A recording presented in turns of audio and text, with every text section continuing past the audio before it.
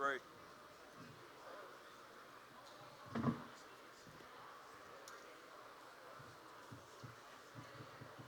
Guys, go ahead.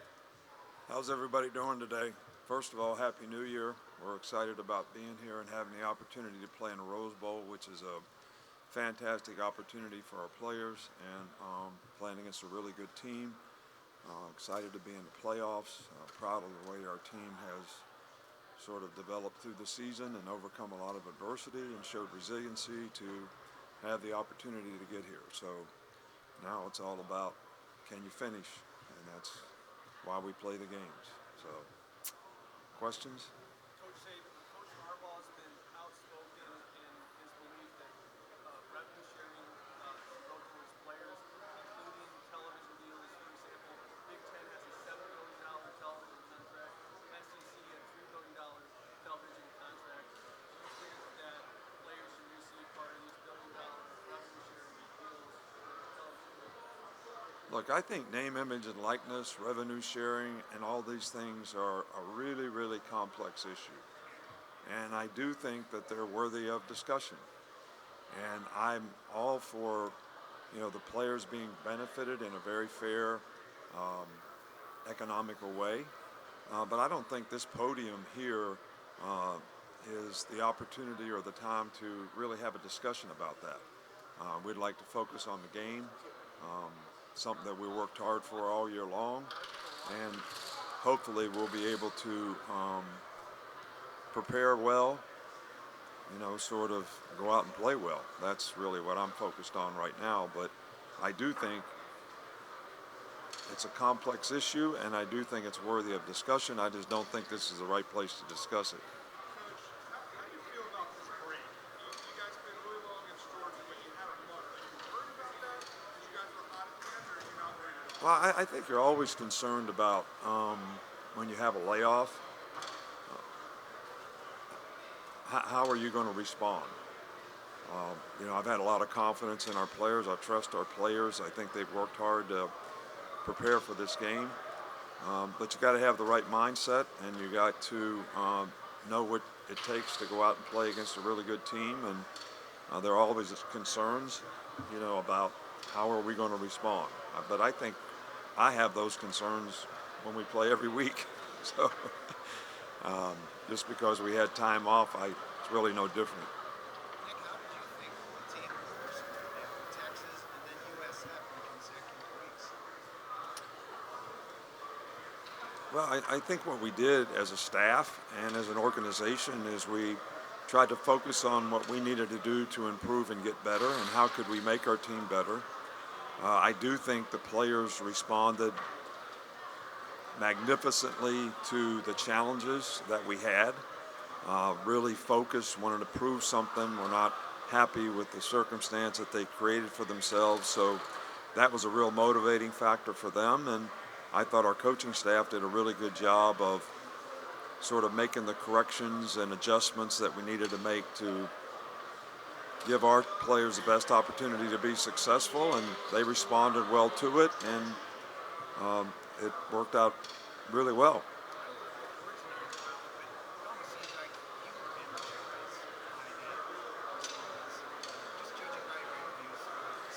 Well, I think that if you're a competitor and things aren't going the way you'd like for them to go, you certainly get motivated about it.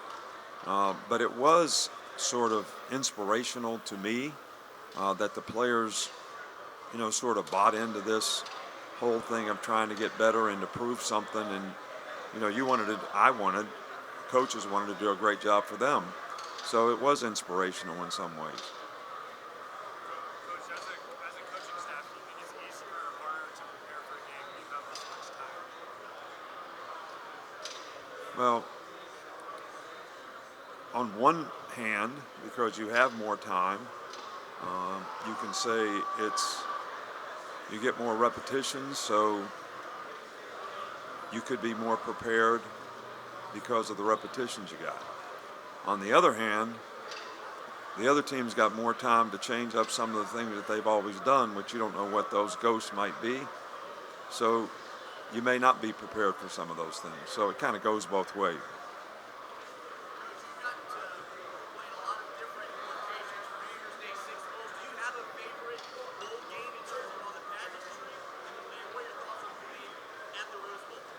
Yeah, well, this is fantastic opportunity for our players. The Rose Bowl does a great job from hospitality standpoint. Um, they have the reputation of being the granddaddy of them all, and kind of growing up in the Big Ten, I think for 12 years, that was always the goal. Can you get to the Rose Bowl? But every bowl that we've been to and every opportunity that we've had to play in the Orange Bowl, Cotton Bowl, Sugar Bowl, Peach Bowl, I mean, whatever the venue was, um, it's always been first class, and the people that are responsible for all those bowls, including the Fiesta Bowl, um, all do a wonderful job. And I think we're just pleased and happy to have the opportunity to be here. Coach, you're talking about From the play, I was talking with Marshall, players from home in Michigan, as huge Wolverines fans. Used to roll for you. What does that 90 Toledo team still mean to you? Well, that was my first year of being a head coach, so um, instead of tying for the championship, if I'd have been a little better back then, maybe we would have won it. but but anyway, I have great respect and admiration for the players on that team. My first opportunity to be a head coach, you never know how players are going to respond, but they really bought in, and it was really different for them the way we approached it and the way we did it, and they bought into it and had a really good season. And I have a tremendous amount of appreciation for that. Probably appreciate that group more than they know. I was going to say, you said you appreciate that championship as much as any of the national titles you won. Why is that? Well, I appreciate the high school championship we won in 1968 or 1969. I think there's a special sort of bond that goes with a team that wins a championship. Everybody sort of buys in. Everybody does what they need to do. That's what you're always sort of, trying to develop from a psychological disposition standpoint, as a coach. And when a group does it and they have success, it's a great feeling, and it's really kind of special. So you don't kind of forget it. Hey, Coach, you spoke a lot about how much you enjoyed this team from the start. This season, winter conditioning during the season. What has this team become enough for you and the joy they've given you as a coach and in communications with these guys this year? Well, this team's been fun because the relationships on the team is really good. The leadership on the team is really good. The buy-in that the players have has been really good.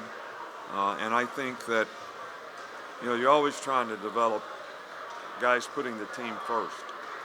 Everybody can have more success if we all play together.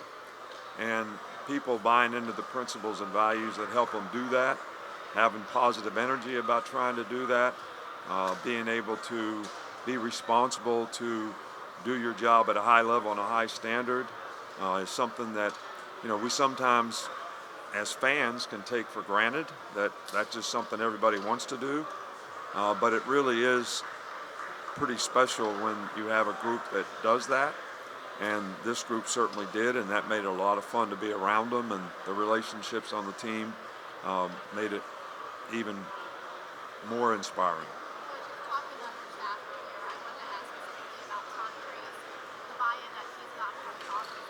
What has stood out about his style of coaching to you in his first year? Well, Tommy's done a fantastic job. I was really impressed with Tommy when we, spoke to him about taking the job. He's very bright. Players respond well to him. He's a really good teacher. He's a really good quarterback coach. I think he's done a magnificent job of, developing all of our quarterbacks. You see Jalen all the time, but I think they've all improved under his tutelage. No, he's very. He's got really good planning ability in terms of, you always look at the opponent, and you want to have a plan for how to attack the opponent, and then get the players to buy into it and execute it. And I think that's something that he's done a really, really good job of. And, he didn't sort of stay in a place of this is what we're going to do no matter what. We kind of adapted and changed, what we needed to do to feature the players that we had. And I just think he did a marvelous job of that, and it really sort of transpired our team offensively, which I think had a lot to do with the success that the team had. Coach, can you talk about the faith that you have in Will Rucker if the game does come down to the kick, his mental toughness and how he's kicked in big games before? Yeah, well, Will's record speaks for itself in terms of um, his sort of ability to make big kicks in big games, and I have all the faith, trust, and confidence in Will that anybody could have in any player, and he's not let us down very often, but would certainly be supportive of any situation like that he gets in. That he'll do his best, and we'll do our best to support him. Kevin Steele was saying that you're the same guy he knew in 1984. Something about your energy level at 72 compared to what it was at 42. And just your engagement. Is it any more difficult to maintain it, or is it just always there? You probably ought to ask somebody else that question. Um, they probably could judge better than I can, but I've not changed through the years in terms of the process of what we go through to try to get the team ready on a week-to-week basis, or in the off season, or spring practice, summer conditioning, whatever part of the program that you have to try to build the team. I've not really changed how we go about that, or how much time it takes to do it, or the energy level that it takes to do it, because I kind of think there's one way that you go about these things, there's one way that you do it, and I've never really ever deviated from that. There's been some times when I'd say, why don't you smarten up and take a day off someplace. That comes from Miss Terry more than me, but it is what it is, and I wouldn't feel comfortable and confident that if I didn't go through the process of what we go through on a week-to-week, month-to-month, year-to-year basis to try to build a team, that I would be unfair to the team if I didn't do that. Coach, what are some of the numbers that competition? We discussed not pulling the cake out of the oven too early. What kind of cake has Jalen turned into? He's done fantastic. I mean, he's got a lot of confidence. I think he trusts and believes in, the plan that we've had week in and week out. He's done a really good job of trying to execute the plan. He's been a guy that has constantly improved his ability to self-assess and know when he did things correctly and when he could have done it better. Has always been good, and his positive energy has really been had a huge impact, I think, on our team as well as on the offense. So obviously, he was the most inspirational player and also the most valuable player voted upon by his teammates. So, that in and of itself sort of tells you, the impact that he had in a positive way. I can't hear you, buddy. There was a time when everybody had this assumption that you were going to go take another job in the NFL or college football. And there was rumors of that. How frustrating was it back then? Just got really It's kind of, first of all, I'm honored that anybody would consider me for anything. So from that standpoint, I guess the fact that there's interest would be appreciated. But never since I've been in Alabama have I ever considered going anyplace else. I think, no disrespect to you all, but you create a lot of that by your own speculation of what might happen. And that's okay. I'm not upset about that or disappointed in it. But the only frustrating thing about it is, does it impact our program? Does it impact what we're trying to do? Does it impact the players on your team, the players you're trying to recruit? That part of it is something that I've always tried to manage so that players didn't have to have that as a sort of an impediment that would affect their ability to be successful.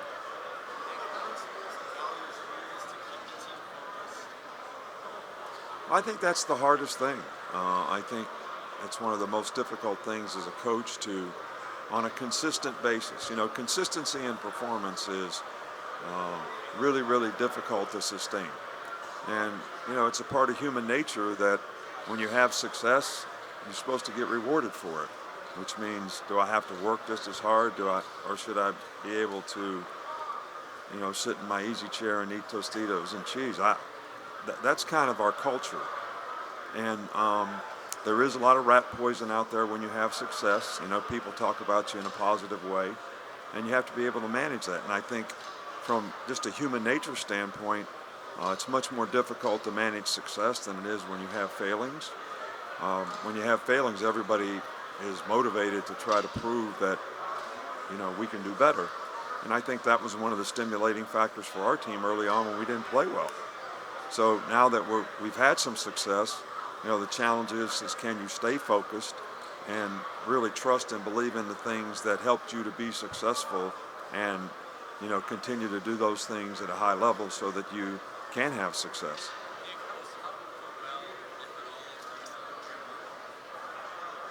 Yeah, I know Jim. I've known his family for years. Um, I loved his dad. When I was a young coach, his dad was a secondary coach at Michigan, and I was up and coming trying to learn how to coach a secondary, and he was always helpful to me. And I've always had a tremendous amount for the respect for the family. Um, you know, his dad was a great coach. John's a good coach. Jim's a good coach. Um, Tom Crean was on the staff with um, Coach Izzo at Michigan State, and, you know, we had a relationship, and he's married to Jim's sister. So I've had a tremendous amount of respect for the family for years, and, you know, they got a really, really good team. They're well coached. He's done a great job with this team, so I have nothing but respect and admiration for what he's been able to accomplish as a coach.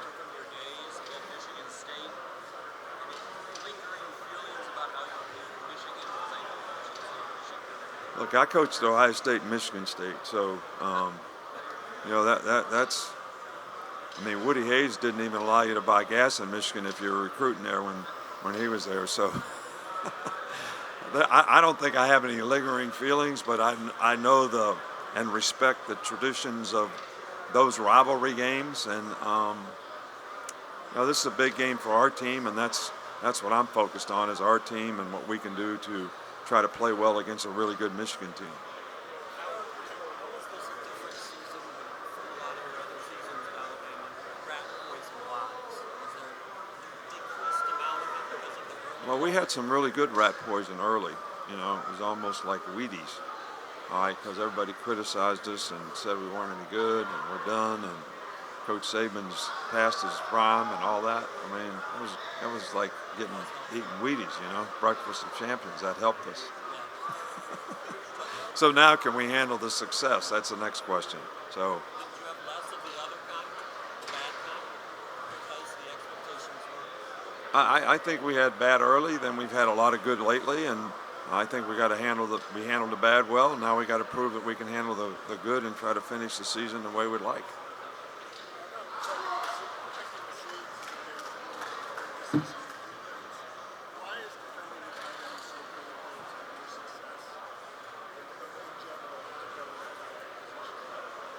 Well, I think I've always said that the two most difficult matchups is when they have a mismatch running back or a mismatch tight end, because the guys that guard those guys are they the same kind of athletes? Because they're linebackers most of the time. So you always got to pay special attention to how you do things, so that are you allowing them to create those kind of mismatches in the way you play on defense? And that's very challenging sometimes, because that's not the only thing you have to stop. You know, you still have to stop the running. You still have to stop the other players that, you know, can be involved in play action passes and taking vertical shots down the field. And the team we're playing has a really good tight end, and they also have a really good running back, but they also have a good receiving running back. So they have opportunities to create issues and challenges for you as well. Is he past his prime questions? Had you ever heard those before? Yeah, I've heard them before. I think when you get my age, everybody's waiting for you to, miss a step. So it kind of is what it is. Talk about, Coach, how's the camaraderie and focus of the team with all the extracurricular activities that are going on? Yeah, well, I think my message to the team early on was you got to stay committed. It's a great opportunity for you. You've created a great opportunity for yourself. When you go to a bowl game, there's things that you can do that are really good experiences for you. But you really got to stay committed to what is the task at hand. So, when we're in meetings and we're practicing and those types of things, we got to be focused and committed to those things and stay committed to that and not allow the other stuff to sort of creep into your ability to stay focused when you need to. Coach, who was you're an inspiration to a lot of people. Who was your inspiration to bring you to the point of pinnacle where you achieved? Oh, well, I've had a lot of great mentors. First of all, I had really good parents, growing up that I think sort of promoted the right kind of values in terms of compassion for other people, doing the right thing, being a good person, having great character. But then from a professional coaching standpoint, Don James was, my college coach. My high school coach had a tremendous impact on what it took to be successful. Then, George Perlis was a great inspiration when he was the first guy to give me an opportunity to be a leader as a defensive coordinator. Learned a lot of football from Bill Belichick. So, but I would say, Don James, who I played for, and who really was the inspiration to get me to be a coach, because I never really wanted to be a coach, but he was the one that recognized that, hey, be a graduate assistant for 1 year and see where it takes you. And I said, well, I don't really want to go to graduate school and I don't really want to be a coach, so why would I do that?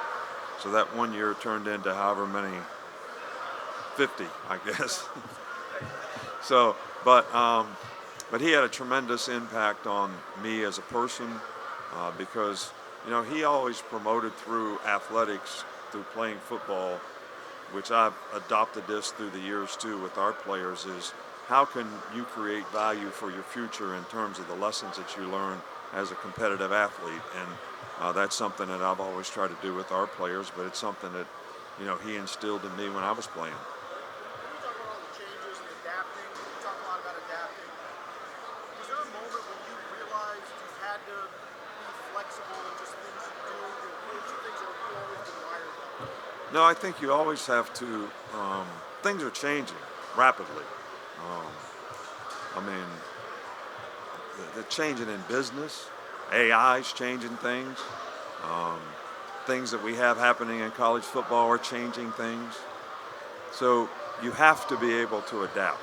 I mean, I always say the dinosaurs couldn't adapt and they're not around anymore. So you have to be able to adapt to a constantly changing world. And if you look at the changes in college football in the last 3 to 5 years, it's probably changed more than it did in the 50 years prior to that. So not being able to adapt would be a huge detriment to continuing to be successful, I think. But was there something that made you realize that, or is there an example that you've always sort of looked at as like, well, I don't want to go down that road? Well, to be honest with you, probably COVID. I mean, when they told us on March 13th on a Friday that everybody had to go home, that was supposed to be our first day of spring practice, my first thing was, well, how are we going to adapt to this? So we bought everybody an Apple Watch and a scale and gave them a workout program and sent them home. But the fact that we did that and we stayed in touch and we had Zooms with the players all the time, we ended up winning the national championship. And I think it was because of the way we managed all the changes that COVID created. And that kind of made me realize, wow, man, when something comes up, you better be one step ahead of the posse so that you can adapt to those situations. So I really do think that was probably the thing that comes to mind. And our players handled it well. And I told the players, I said, whoever handles this disruption the best will have the best opportunity to be successful when we do play. And they did it. So, You were defensive coordinator at Michigan State in any games Michigan quarterback through like 3 games. Do you remember anything about those matchups? man, I tell you what, man, there's been a lot of third downs, a lot of first down, a lot of penalties, a lot of missed opportunities to call timeout when I should have, since those days. So I do remember Jim was a really, really good player, but I don't remember a lot about the games. Well, I was wondering if like seeing him play quarterback, how much maybe this year's Michigan team and his Michigan team from the last few years maybe emulated how he played as a player. Well, he was a great player, but I think football has changed so much. But there's one common denominator. They're a physical team. They try to run the ball. They've got great play action passes. So, maybe the way that all gets presented is different, but philosophically they're very similar to the kind of team that he played on way back in the day. When were you first made aware of any potential issues surrounding Catapult in your videos this year? I'm not concerned about that. I mean, our players have had every opportunity to get ready for this game just like any other game. So it's not an issue that I'm concerned about or that our players are concerned about or is worth discussing here, 20, 48 hours before the game. Subscribe to the idea that Alabama, for a long time had the intimidation factor. And I know you alluded to it, but people that kind of written you off after the Texas game. And did you feel like people were doubting the fact that that intimidation factor still existed in Alabama at that time? I don't know that I can necessarily agree with any intimidation factor. I mean, I think every team develops a character of their own by how they play and how they compete, and that's something that every team has to earn. And I mean, so I don't necessarily see things the way you do when it comes to that. I think you want to compete at a high level and play to a high standard, and that's always the goal. And if that creates an advantage for you, so be it. Past couple days, some of your players have talked about how you've been joking a little bit more throughout the season and kind of relating with players. What caused that change? And I guess what are you looking to get out of those relationships? I don't know if that's really a change. I've always done that with players. I think this may be the first time it came to light because I think you all have always painted me as a really serious, no nonsense. And I think that's probably true to some degree. But nobody's ever talked about the light side of things in terms of, how I can have some fun with the players and have good relationships with them. But I think a lot of that comes from having respect for them and understanding what they're going through on a day-to-day basis and try to make sure they understand that you appreciate that as well as seeing them as not just a player but a person, and you care about what they do and you care about their future. There's an old saying that says, players don't care what you know until they know that you care. So, but that's always been a part of who I was. I just think that it's just been something that has been talked about lately. Nick, as we enter this new era of college football, some of your players have talked about Alabama being the one standard for the country. How do you maintain the standard of the tide as we enter this new era and kind of throughout what's been a crazy last couple of years? Yeah, well, it's going to be much more challenging because the circumstances around it have changed a little bit. I think one of the reasons that we've been able to be successful is it's always been our philosophy to create more value for players in terms of their future and helping them be successful, whether it's personal development and having the right sort of mindset to set goals, understand what they have to do to accomplish the goals, how they have to edit their behavior, the discipline it takes to do it, behavioral issues and how they can create value for their brand by making good choices and decisions, getting an education. I always tell players that you're going to college to prepare yourself for when you can't play football. There's nothing wrong with wanting to play in the NFL, but that's not going to be forever. It's not going to be for long. So we've always tried to create value for players' future. Now, that's changed a little bit in terms of the dynamic of college football. It's not just about, that's what college used to be all about for all of us. We all went to college to do what? Have a better lifestyle when we graduated. So that's always been where we've invested everything that we could to help players be successful. And now there's a shift in a little bit of what can I get as a college player. And I'm not saying that's a bad thing. I'm just saying it's a shift. And but I still think it's important to try to create value for guys' future, and that they need to understand that this is why you're going to college, even though your quality of life can be better now because of what you can receive as a college player, which I'm all for. That's fine with me. So, but I really don't necessarily agree with guys choosing a school based on how much they can get. It still should be on what they can accomplish and what they can develop in the future.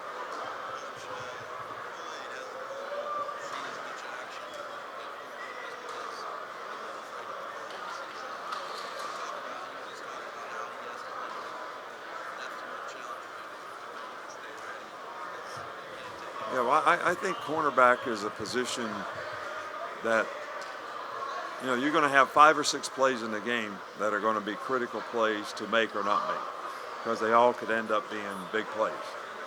And I think it's the nature of the beast that if you're out there playing for 65, 70 plays in a game, that you got to stay focused on every play, because you don't know when those 5 or 6 plays are going to pop up, when a guy's going to run a takeoff or a post corner or something where you got to be in great position to do it, and you got to focus, every play so that you're not in bad position that one play when it comes up.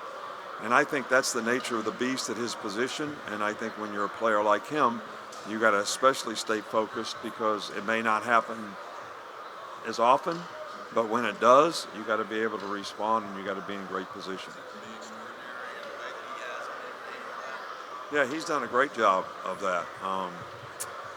He's really done a really, really good job all year for us. He's been very consistent, and he's made most of the plays that he needed to make.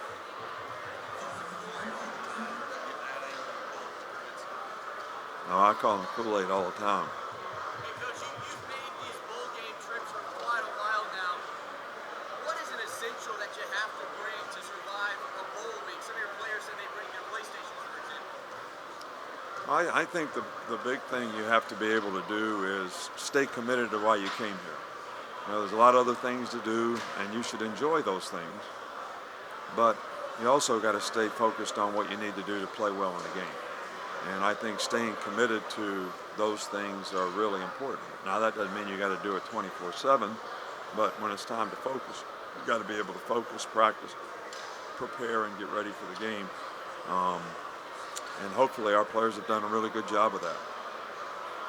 Coach, how do you see Christian's story developing the program over the last 4 years? Well, Christian's a really good athlete. He's a really smart guy. He's a high school quarterback, so he understands the game really well. And when he's had to respond to playing this season, he's done a really good job for us.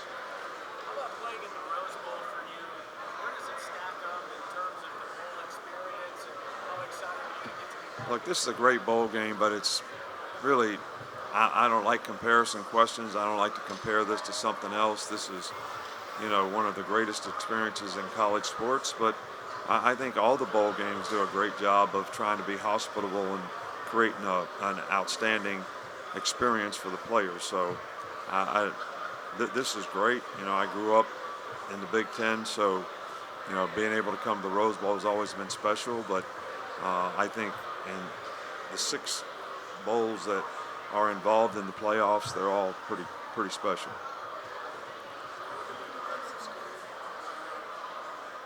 How similar do you find it to what you guys do? Obviously, you didn't do it more so, but they do this once in action.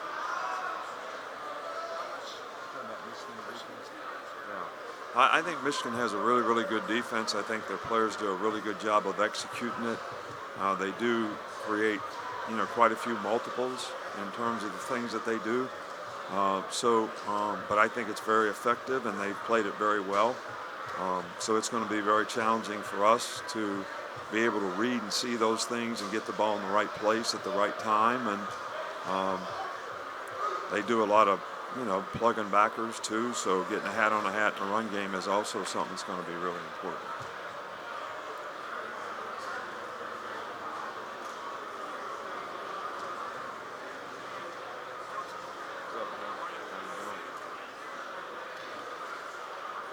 Coach, there's been a lot of talk about with the 12-team playoff, the lack of importance of the regular season, the lack of importance of conference championships. Do you anticipate having to? Will you feel like there will be a lack of importance in big games next year, or do you think it won't be too different?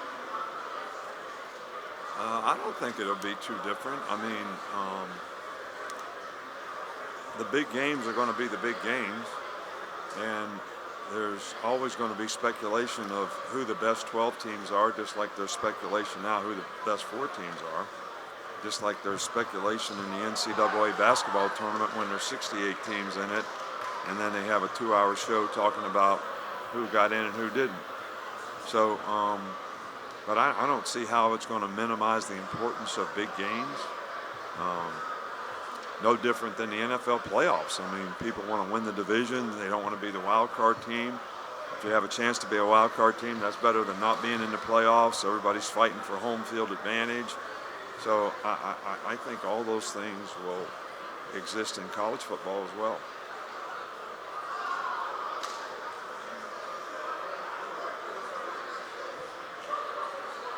We've still got about 22 minutes. I know, just hang tight. I know it's a waste. The radio guys, I'm going to bring Chris Doring back over here like 5 minutes before we're done and pull you off and let you talk to him for a minute and then be done with it. Yeah. So, How are you? I wanted to ask you about the recruitment process at Caleb Downs. When in that moment you start to understand this kid's a little bit different. I mean, the parents and everything, he's got a background. Well, Caleb was like special from the start. I mean, he's mature beyond his years in terms of wanting to be successful, the kind of character that he had. He's got great parents, great family.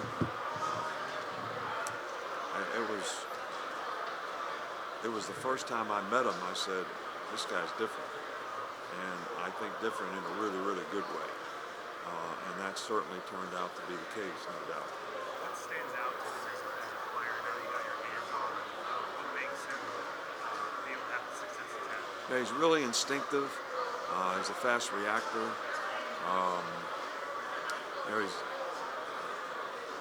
He's not intimidated by any circumstance or situation, and really, really committed to learning how to do things.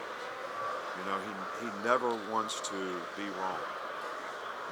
And he kind of takes that approach to how he prepares. And I mean, just like learning the defense. I mean, he came up in the office every day from the time he got there to try to learn the calls, learn the defense, learn the adjustments. And that's not the kind of commitment that most freshmen coming in have. And it's obviously, paid off for us and paid off for him in terms of how he's played all year. And with Justin, the incoming freshman from Germany, have you had an experience like that before where you've had a different circumstance recruiting a guy like that? Well, yeah, we had, Jesse Williams way back in the day coming from Australia. We got an Australian punter. We got an offensive lineman from Finland. So I do think that the NFL, by expanding and having games in all over the world, basically, and in Europe, football has become a little bigger sport, there. And now they have some decent leagues where the kids develop and go up in. So I see it like basketball was like 15, 20 years ago when you started seeing guys come. Kicker's a kicker, a punter's a punter. It translates pretty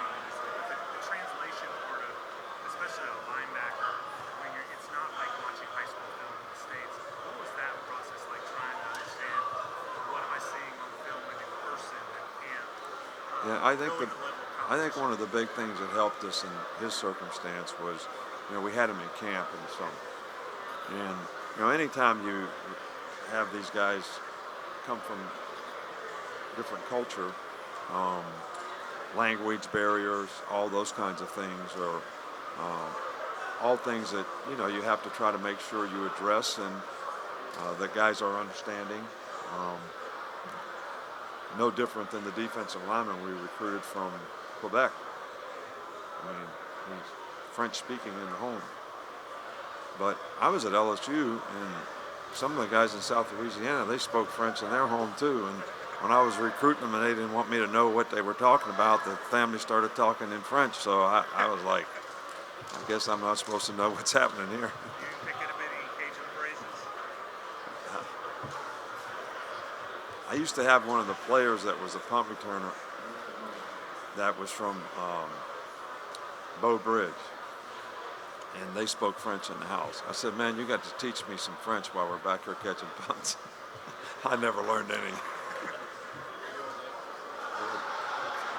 Tommy was spoken on the art. Tommy Riggs wanted to be an iron.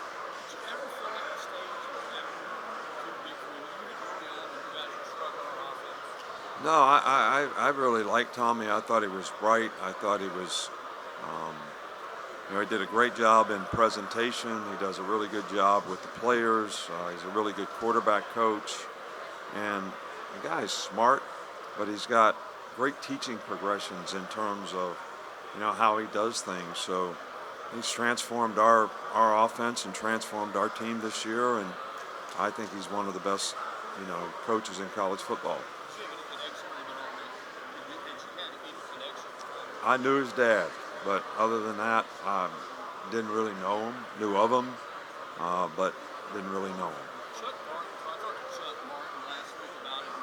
Chuck coached him at Notre Dame. He said the thing about Tommy was when he played quarterback, he lost his starting job, but he never wavered. When they needed him later in the season, he stepped in and came through, which is what you want, obviously, in any coach. Have you sort of seen that with him this year, the way the season played out?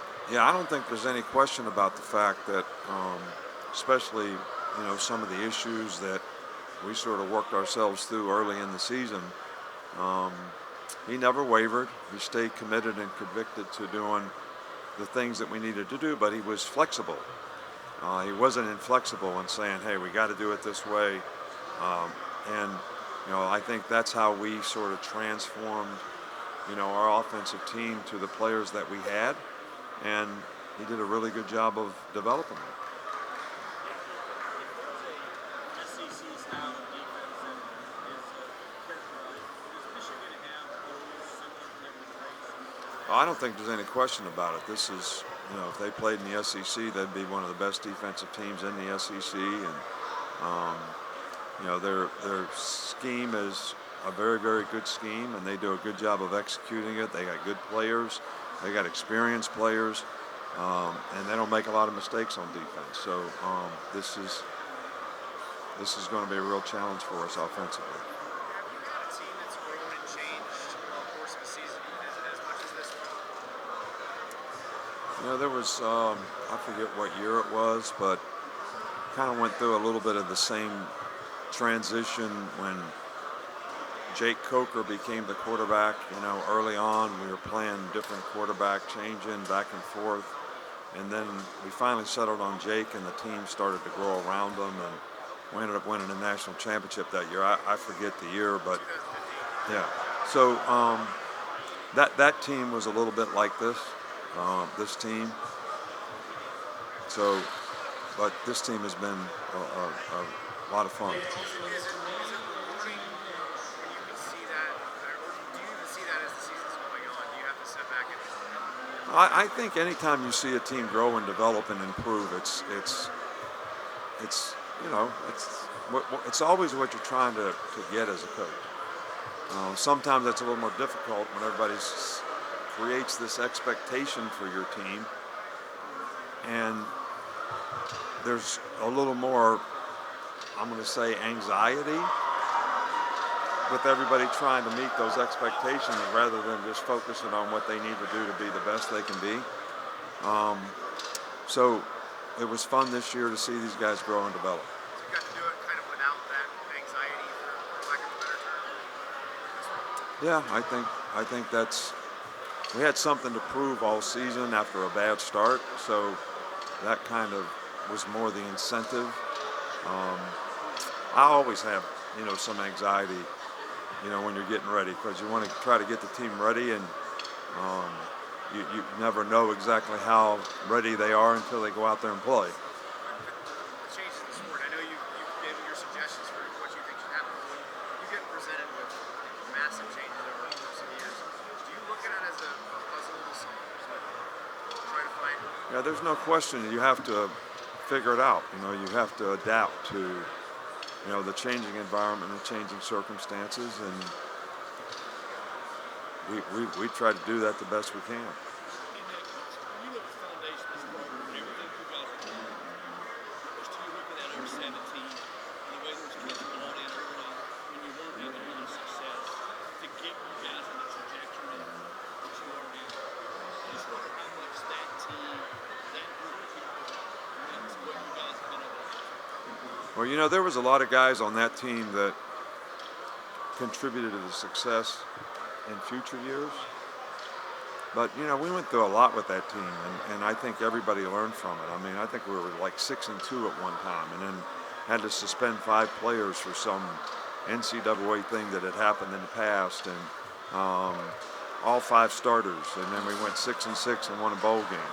But the guys that came back from that team, they bought into what we needed to do, and we had a really good recruiting year, which they contributed to because they believed in what we were doing.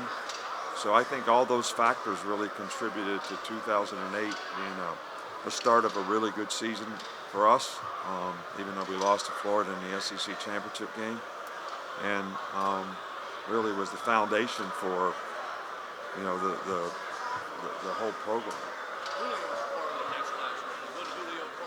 Julio was a part of the next class, Lily was a part of the next class, wasn't he? yeah. You finally got salt and pepper shakers on the table that year too, right? You finally got salt and pepper shakers on the table that year. I heard that story. Yeah. Yeah, we did.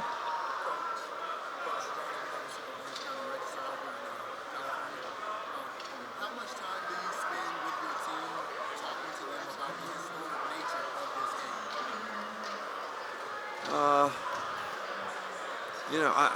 I think there's 2 ways to look at it. There's the historic nature of the game, and then there's the game itself, which is you're playing in the playoffs, and you're playing against a really good team. And I think everybody sort of respects the tradition of the Rose Bowl, but at the same time, they also need to focus on what they need to do to try to play well in the Rose Bowl, which is all about playing against the team we got to play against. Back when you were at Michigan State, if you were to look forward into this part of your life, did you ever think that you'd be in a Rose Bowl game, getting ready for a national semifinal way back then? Because I mean, you were kind of affiliated with it, being in the conference. I think way back then I was trying to just keep my job. I wasn't thinking much about what's going to happen in the future, but we did play in the Rose Bowl when I was a defensive coordinator at Michigan State in 1987, I think. Played in the Rose Bowl here in 2003 against Texas. We actually played in the Rose Bowl in 2020, but it was in Dallas instead of California. So, and all those have been wonderful experiences, but and we'll certainly doing everything we can to. And the Rose Bowl's been great for our players. Their experience has been wonderful, but keeping them focused on trying to play against a very good Michigan team. Did you think about moving your practice indoors anywhere because it was raining today? Yeah, we did, but I think it's supposed to basically not be raining this afternoon, and we have a turf field, down where we're practicing, so we'll probably just, if the field's too bad, we'll just go on the turf. I remember when the playoffs started, I remember you predicted what was going to happen to the whole system in general. Do you have any start thinking about next year, just kind of what the whole postseason situation is going to be like? Yeah, well, I think the bigger the playoff gets, the more it minimizes bowl games. And you know, one of the great traditions of college football for many years was you had a great season, you got to go to a bowl game. It was great for the players, you got a lot of positive reinforcement. Maybe you didn't win the championship, but you had a good season. Great for the fan base. But that's as soon as we started having playoffs, which is a good thing too, I'm not complaining about that, it started to minimize the importance of bowl games. And the more we expand the playoffs, which I'm not against, I'm for, it minimizes, you know, the importance of bowl games. Coach, I talked to some of your teammates about if you had a special teams issue, you had to have someone kick that wasn't on special teams, who would you pick? Because they said Shaquem Otis used to kick in high school, and that would be, he said he had a 40-yarder. Would you go with Shaquem? Well, we got 3 kickers on this trip. So, again, you're asking me a hypothetical question that I hope never, ever happens. But it brings to mind that, you know, when you're in the NFL, you only got one kicker. So Michael Dean Perry, when I was at the Cleveland Browns, he was our backup kicker. And I don't know if very many people knew that, but he can make an extra point, a 30-yarder. So Jaheim's a really good athlete, so it wouldn't surprise me. I've never seen him kick, but maybe we need to try him out. He said he's got 40 yards in him. We'll see. Coach, it seems like there's a subtle difference between a good team and a great team, and then a great team and a championship team. It's just a game of inches. What's that 1 or 2% that separates a great team from a championship team? I think it's probably a lot mindset, how important it is to the players, because a good team's going to have good players, a great team's going to have good players, a championship team's got to have good players, but probably the mindset, their ability to sustain, to focus, to execute, to buy into the things that it takes to play winning football, whether it's, you know, discipline, togetherness, buying into the principles and values of what it takes to be successful, positive energy and attitude, leadership. There's so many things that contribute to it, and but I think you got to have all those elements if you're going to win a championship. How much of that is developed versus you're trying to recruit the right guy? I think it's a combination of both. I think it's hard to develop if it doesn't exist. I think if it exists, it needs to be developed. Where does the ability to generate and prevent big plays sort of rank on the checklist of success in a given game? I think the 2 probably critical factors in determining, statistically I'm talking about, success in football is turnover ratio and explosive plays. Those 2 things probably are 1 and 2 in terms of what impacts the outcome of the game the most. Jermaine is Last one, guys. Jermaine has obviously done a great job of that this year. Is that something? Is that one of the reasons you wanted him? Is the ability to generate? You know, he's averaging like 22 yards a catch, which is pretty ridiculous. Yeah, well, we knew he had big playability. I think you always need to have guys like that at the receiver position. And he's certainly done an outstanding job for us in terms of not just explosive plays, but in playing his position top to bottom. All right, guys, thank you. Coach got to do a couple other things here before we wrap up.